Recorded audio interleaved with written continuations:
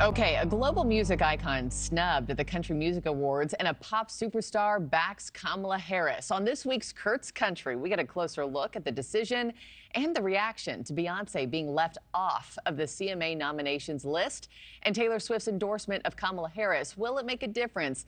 And what about the brothers Osborne? Will their support for Harris help or hurt their career?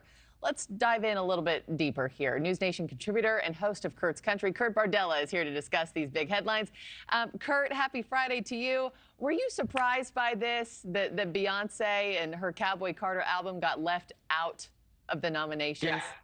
Yeah. I was absolutely shocked when you think about the fact that this is the first Black female artist in country music history to have an album go to the top of the country music charts. How do you ignore that success? And I think that's what bothers me about award shows is when you ignore commercial success, when you ignore the chart itself. It kind of begs the question of, well, what are we all doing here? If you're, and it's the same problem that I had a year ago when Morgan Wallen was shut out of the CMAs, because this is someone, again, who's putting butts in seats, selling out stadiums, viral hits everywhere, and you don't recognize that. Well, this year, I feel the same way about Beyoncé. I could care less that she's a crossover. I could care less that she's a pop star. I care about the fact that she made history on our own chart, and this was a moment to celebrate country music being the big tent genre, and they blew it. And she had some bangers on it. I was listening to Spaghetti Between Contractions at the hospital, Kurt. I loved a lot. I loved a lot of the album, I have to admit. To your point, though, Morgan Wallen leads with 7 CMA nominations, including that collab with Post Malone. So how did Post Malone's crossover into country earn him CMA nominations, but not her? Yeah, and this is where the controversy is stemming in this community. The conversation is, well, Post Malone, who just came into the country music format like a month ago, gets all these nominations, but Morgan and Beyoncé get shut out. People are asking, well, what's the difference between the two of them? One's a woman and person of color, the other is not. And so that is added fuel to that conversation. And also, one album was very much about uplifting other voices.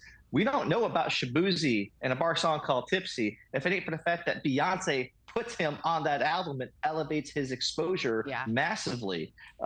So there's a lot of consternation there from Beyoncé fans, certainly, about the difference between how Posty was received and how Beyoncé was received by the CMAs. Yeah, that's a really good point that you make about Shaboozey there, who we all fell in love with this year. Let's talk celebrity endorsements here. The brothers Osborne are campaigning for Kamala Harris now. Is that going to help them, hurt them? How's that going to land with their fans? This is so interesting because we all remember way back when the artist formerly known as the Dixie Chicks spoke out against the wars in the Middle East and George W. Bush, and it pretty much ended their career, commercially speaking. They were blacklisted from country radio, and they went through some stuff there.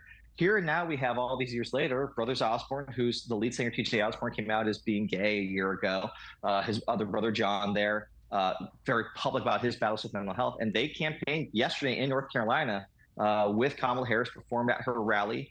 And, they are also nominated by the CMAs for Vocal Duo of the Year. So they are at the peak of their commercial success. They're in the prime of their career, and they've made this decision. And I think that they trust, and I've talked to TJ about this, that their fans are genuinely their fans, that their fans will not abandon them because they're exercising their right to support whoever they want. Let's also talk, in a similar vein, Taylor Swift. Her endorsement of Kamala Harris came after the recent presidential debate on Tuesday night. Celebrity endorsements, I mean, Kurt, it's nothing new, but she has major influence. She has a huge platform. Is that going to move the needle for Harris, you think, on November 5th? Well, Taylor's in the rarefied air of too big to F with, in my opinion. This is someone who she's like a nation state all to herself. Yeah. She posts a link. 400,000 people go to vote.org to look at registering to vote. In an election that everyone says, including our own DDHQ numbers, that this is going to be a razor-thin election where it's going to come down to a handful of states and just tens of thousands of voters in those states. Someone who can move numbers like that, could actually have an impact, especially when you look at how both parties are really vying for that 18 to 30 vote in a unique way. The Trump campaign doing a lot with influencers, a lot with UFC type podcasts, trying to get the young male vote.